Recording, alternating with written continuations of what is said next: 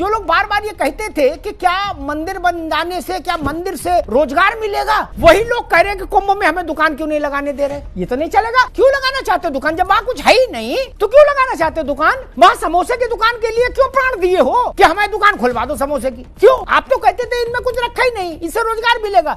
मैं काशी का विषय जब आया था, काशी का लोकार्पण हुआ था काशी कॉरिडोर का, तो समाजवादी पार्टी के एक विद्वान प्रवक्ता मेरे साथ थे। उन्होंने हमसे यही कहा कि इससे क्या होगा। 8 करोड़ लोग एक साल में गए। एक बनारस हिंदू यूनिवर्सिटी का एक आकलन कहता है एक व्यक्ति घर से घर तक 3,000 रुपए मिनिमम खर्च करता है। 8 करोड़ गुणे 3,000 एक साल में पूरी अर्थव्यवस्था पूर्वांचल की घूम गई। ये ना समझ लोग अपना एक ही टेप बजा रहे हैं और इस बात के लिए प्राण भी दिए कि कचौड़ी की दुकान हमें वहां खुलवा दो प्रयागराज में, कुंभ में। क्यों भाई? काहे बेचोगे कचौड़ी? आप लखनऊ में बेच लो। क्यों चाहते हो कचौड़ी वहां बेचना?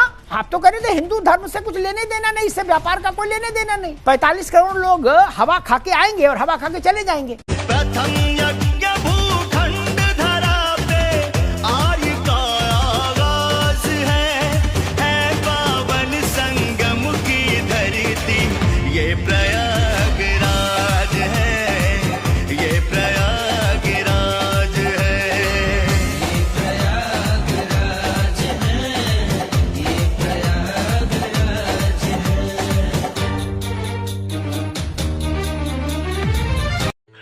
जय श्री राम।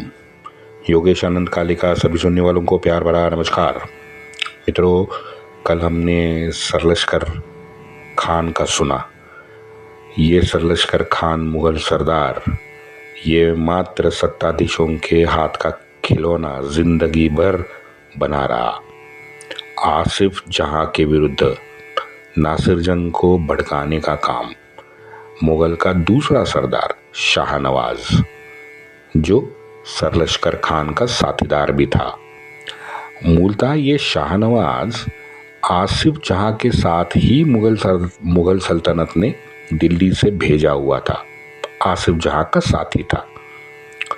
नासिर जंग जिस युद्ध में कैद हुआ, उसके बाप ने जिस युद्ध में उसको कैद किया, उस युद्ध में बड़े आश्चर्यकारक रीत्या शाहनवाज बच के भागा है। कहते हैं अगले 7 साल ये शाहनवाज अज्ञातवास में रहा, लेकिन इस अज्ञातवास का उपयोग उसने बड़े अच्छे तरीके से किया है ऐसे लगता है, क्योंकि मुसाफिर उल उलूम ये ग्रंथ की निर्मिति इसने कर डाली। जिसने पढ़ा है उसने लिखा है कि बड़ा सुंदर है। मैं लगातार 5 साल से कोशिश कर रहा हूँ कि वो मुझे पढ़ने मिल जाए, नहीं मिला। तो आज तक अभी उस ग्रंथ के विषय में एक शब्द मैं नहीं बोलना चाहता, क्योंकि मुझे अधिकार नहीं है, मैंने पढ़ा नहीं है।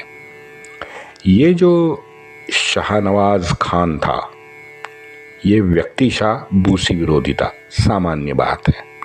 और महत्वाकांक्षा भी थी, तो उसके चलते स्वार्थी भी था, ये भी सामान्य बात है। जब फ्रेंचों ने कड़ापा के नवाब के साथ कारस्थान रच के नासिर जंग को मरवाया है, उसके बाद तो शाहनवाज की नज़रों में अजन्म फ्रेंच उतर गए थे। वो उनसे घृणा करता था। 1754 के जनवरी में अपनी महत्वाकांक्षा के चलते शाहनवाज प्रधान की तरह मिलने वाले जो अधिकार है वो प्राप्त करने में मात्र सफल हुआ है। 1756 में सलाबत ने बूसी को बाहर का जो रास्ता दिखाया, उसके पीछे भी शाहनवाज ही था। शाहनवाज ने तुरंत अंग्रेज़ों से संपर्क साधा। अंग्रेज़ों की मदद लेने के लिए, उनको वार्तालाप करने के लिए, उनको बुलाने की पूरी तैयारी शाहनवाज ने की। लेकिन दुर्भाग्य से, शाहनवाज की दुर्भाग्य से, उसी समय कलकत्ता का अंधेर कोठड़ी जो कांड है वो अपने उरूज पे था, और इसी वजह से अंग्रेज़ों की मदद उसे समय पे मिल ना सकी। 1758 में शाहनवाज का खून हो गया। तो इस तरह से निजाम के साथ दक्कन आए हुए जो उसके पुराने मुगल साथी थे, ये सभी काल के पर्दे के पीछे निकल गए। कोई नहीं बचा अब। अच्छा, जाते जाते ये भी सुनाओ कि वो सबसे छोटे आसफ झा का जो लड़का था उसका नाम मीर मुगल था। 2 एपिसोड पहले हमने वसालत की बात की, निजाम अली की बात की, बाकी मुजफ्फर और नासिर जंग तो मर ही चुके थे, मैंने पहले ही बता दिया आपको। ये मीर मुगल का नाम आगे आएगा, तो नाम साधारणीय होने से मैं जैसे मैं कंफ्यूज हो गया तो आप भी कंफ्यूज ना हो, इसलिए मैं मेरे दिमाग में आए तो बता रहा। ये रुकुद्दौला, मीर मुगल, नासिर जंग 2 ये सभी निजाम की ही औलादे हैं। आगे बढ़ते हैं। 1754 के आसपास बूसी ने प्रशिक्षित किए 2 पठान सरदार थे। निजाम की सेवा में बूसी के नियंत्रण के नीचे ही ये लोग काम कर रहे थे, मुजफ्फर खान और इब्राहिम खान। आगे फिर पानीपत में हमें मालूम है कि ये दोनों मराठाओं की तरफ से पानीपत में अहमद शाह से लड़े और अभूतपूर्व पराक्रम इन्होंने दिखाया।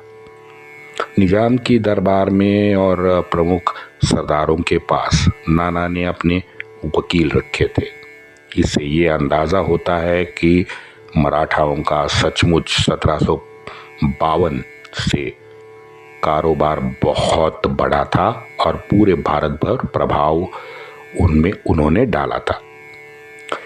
अब इसका ये परिणाम हुआ कि पुराने ज़माने में जो संपूर्ण विजय की संकल्पना थी,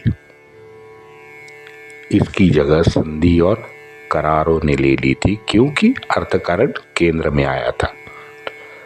हमारे राजवाड़े गुरुजी ने महत् प्रयास से अक्टूबर नवंबर 1757 के 55 पत्र खोज के इकट्ठा प्रिंट किए हैं।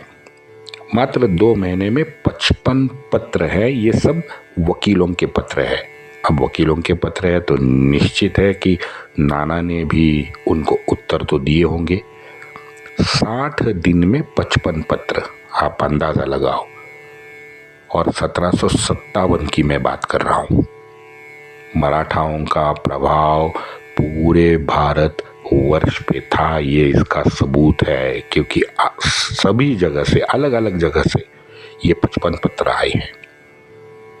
और अकेला सेंट्रलाइज लीडरशिप थी नाना की, तो ये हम साबित कर सकते हैं कि नाना की नज़र चारों ओर थी।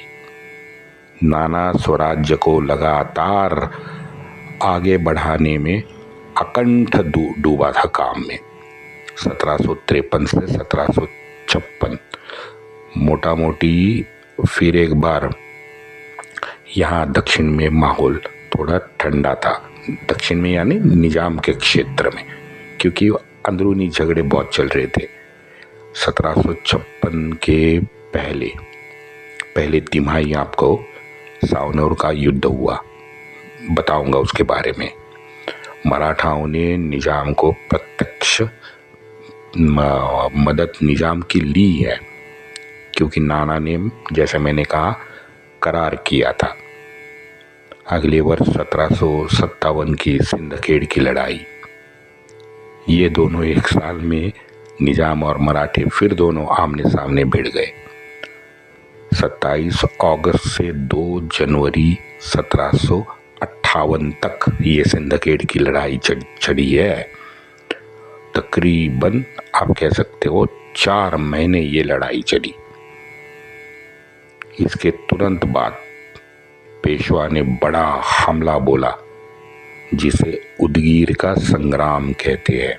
ये दिसंबर 1759 से मार्च 1760 तक चली, यानी ये 2-3 साल लगातार हर साल निजाम और मराठा लड़ते रहे और निजाम को हर बार अपने मुंह की खानी पड़ी है। आगे अब्दाली से फिर 14 जनवरी को पानीपत की वो कुप्रसिद्ध लड़ाई हुई, यानी 1757 से 1761 तक लगातार मराठा जैसे घोड़े पे ही बैठे रहे हैं। वहाँ भाग्यनगर में 1753 से 1756 मैंने जैसे ऊपर कहा कि अंदरूनी कुछ कलह चल रहा था, तो उस रस्साकशी में पूरे अशराफ, पूरा निजाम का परिवार अंदरूनी कलह में व्यस्त रहा। 1753 में नाना ने संयुक्त फौज बना के कर्नाटक पे जो हमले का सुझाव बूसी को दिया था, वो बूसी को पसंद था, क्योंकि एक तो बूसी का भी इसमें फायदा था। ये कर्नाटक का क्षेत्र तटीय क्षेत्र से नजदीक था, पौंडीचेरी से नजदीक था, फ्रेंचों का ज्यादा मात्रा में उपयोग भी हो सकता था, लेकिन प्रकृति और स्वास्थ्य के कारण बूसी मछलीपट्टनम निकल गया। गवर्नर जनरल ड्यूप्ले ने बूसी को फिर एक बार सितंबर महीने में 1753 में भाग्यनगर भेज दिया था, क्योंकि वो जानता था भाग्यनगर में षड्यंत्र चल रहे हैं। वहाँ मराठा सरदार जो निजाम के साथ थे, जानोजी निंबाड़कर, चंद्रसेन जाधव का लड़का था रामचंद्र जाधव। मित्रों, चंद्रसेन यादव के बारे में मैंने डिटेल बताया। चंद्रसेन हमारे महान संताजी धनाजी जोड़ी में से धनाजी पुत्र था और आरंभ से ही मिथ्या अभिमान के चलते पेशवा उनसे बड़ी घृणा करता था और इसलिए वो मुगल सरदार बना, सिर्फ जहां के पास कायम स्वरूपी निकल गया था। बड़ा पराक्रमी निडर आदमी ये जाना जाता है चंद्रसेन यादव, और इसका लड़का था रामचंद्र जाधव। चंद्रसेन जाधव के बारे में शाहू महाराज ने एक बार कहा था कि चंद्रसेन आदमी सही था, लेकिन पार्टी गलत उसने चुनी थी। ये शाहू महाराज का वक्तव्य है। भाई, अगर आदमी सही है तो उसकी पार्टी गलत कैसे हो सकती है, और पार्टी गलत है तो आदमी सही हो ही नहीं सकता। ये शब्द है हमारे आदरणीय अटल जी के, क्योंकि अटल जी को भी यही प्रश्न पूछा गया था आपकी अदालत में। तो अटल जी का उत्तर 300 साल के बाद मिला है।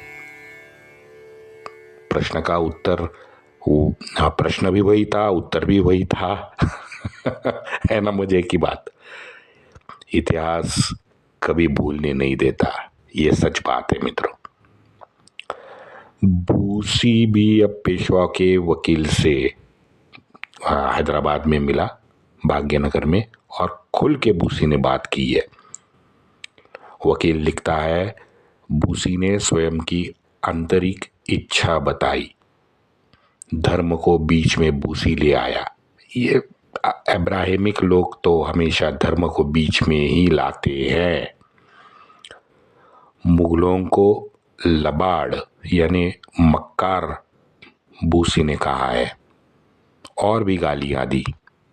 फ्रेंचों की एक वचन एक निष्ठा की दुहाई देते फ्रेंच और मराठा एकी का जो झंडा है वो फहराने की बात बूसी ने की। 16 नवंबर को ये पत्र वकील ने नाना को लिखा है। जाहिर है बूसी की डाल तो उस वक्त नहीं गली। बूसी फिर बाद में तुरंत भाग्यनगर निकल गया। कुछ महीनों के अंदर बूसी का भाग्य खुला। बूसी ने अपने फ्रेंच सेना के उदार निर्वाह जो था उनके लिए 40 लाख आमदनी वाला क्षेत्र सलाबत से मांग लिया। हमारे मूर्ख निजाम ने तुरंत हाँ कह दी। वैसे चच्चा ने भी तो अक्साई चीन को दे डाला था। 43,000 एकड़ जमीन फालतू में दे दी। कहा कि या तो कुछ उगता ही नहीं तो ये फालतू जमीन है, क्या करेंगे भारत में रख के, चलो दे डालते हैं चीन को। चच्चा नहीं दिया था, पता है ना। तो यहाँ मूर्ख निजाम ने भी यही काम किया, बूसी को सारा तटीय क्षेत्र दे डाला। 470 किलोमीटर लंबा समुद्र तट का प्रदेश फ्रेंचों को मिला। श्रीकाकुलम, विजयवाड़ा, विशाखापट्टनम, यानाद, मछलीपट्टनम, वेल्लूर, निजामापट्टनम, सारा क्षेत्र फ्रेंचों के पास आ गया। 4 दिसंबर 1753 के इस बूसी और निजाम के करार ने बूसी और ड्यूप्ले का नाम बहुत बहुत लोकप्रिय कर दिया फ्रांस में, और इसके लिए फ्रांस के राजा ने उन्हें गौरवान्वित भी किया है। बूसी ने तेजी से सारा प्रदेश अपने अधिकार में लेने के लिए फ्रेंच सैनिक वहां भेज दिए, लेकिन फिर फ्रांस में कांड हुआ। अब ड्यूप्ली के विरुद्ध भ्रष्टाचार के आरोप फ्रांस में लगने लगे, तो इसे देख के फ्रेंच ईस्ट इंडिया कंपनी ने ड्यूप्ली को तुरंत वापस बुलाया। ड्यूप्ली फ्रांस चला गया और उसके बदले 2 अगस्त गोदेहू भारत का गवर्नर जनरल बनके भारत आ गया। वंदे मातरम।